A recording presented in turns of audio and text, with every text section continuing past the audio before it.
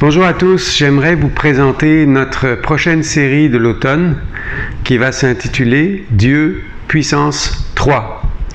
En fait, c'est basé sur le verset de l'Épître aux Corinthiens, 2 Corinthiens 13, où l'apôtre Paul souhaite à tous les chrétiens que la grâce du Seigneur Jésus, l'amour du Père et la communion du Saint-Esprit soient avec vous.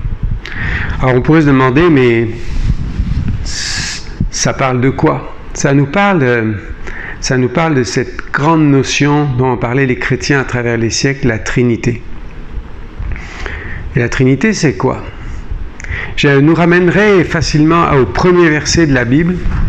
Au commencement, les dieux créa. Alors on dit ça commence mal, la Bible, ça commence par une faute grammaticale.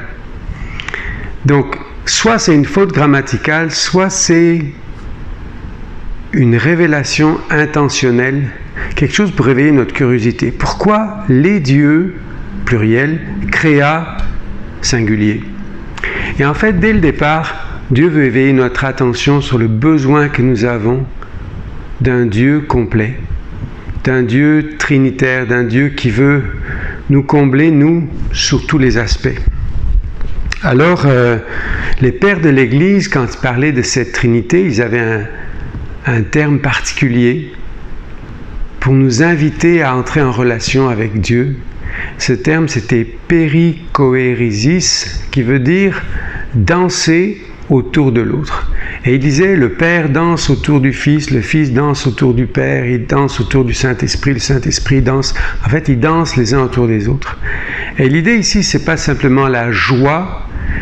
On danse autour de quelqu'un quand on veut honorer cette personne-là. Beaucoup de cultures aujourd'hui font ça. Quand j'allais en Afrique, à l'aéroport, on arrive et les gens dansent autour de nous. C'est simplement une façon de nous honorer.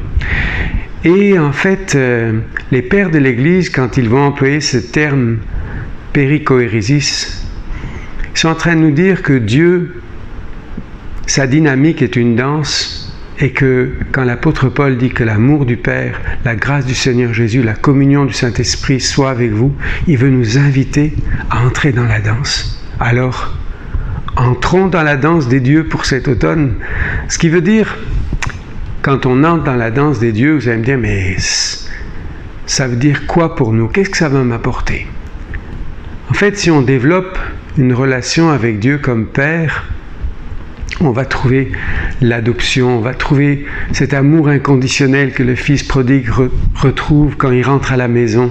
On va trouver la sécurité de pouvoir dire « Mon papa, c'est le plus fort du monde, c'est le plus fort de l'univers, c'est lui qui nous protège, nul ne pourra nous ravir de sa main. » En développant cette relation avec le Père, il y a une sécurité qui va grandir. Le Fils, lui, c'est comme le fils aîné. Vous savez, dans une maison, les petits ont fait des bêtises, puis le grand frère, il dit « C'est moi qui ai fait la faute, c'est moi qui prends la punition. » Et c'est ce que Jésus a fait pour nous, puis ça nous conduit toujours à admirer ce grand frère qui a été puni pour nous, à vouloir le suivre, à réaliser que après sa punition, il est devenu le héros, le roi des rois, le seigneur des seigneurs. Ça nous conduit à avoir une admiration de ce grand champion, une adoration dans la gloire. Puis le Saint-Esprit, lui, il vient nous conduire dans quelque chose de doux, quelque chose d'intime, quelque chose de la communion, de sa présence tangible, de la communication. Il y a des secrets qu'il veut nous dire, et de la collaboration. En fait, on va apprendre durant tout l'automne à écouter Dieu. On va apprendre à pratiquer les dons du Saint-Esprit. On va apprendre à se régaler, à entrer dans la danse de Dieu. Et je suis certain qu'en fin d'automne, chacun d'entre nous aura appris à entrer dans la danse des dieux et aura renouvelé sa communion avec Dieu d'une façon absolument remarquable. Alors je vous invite à entrer dans la danse des dieux pour cet automne.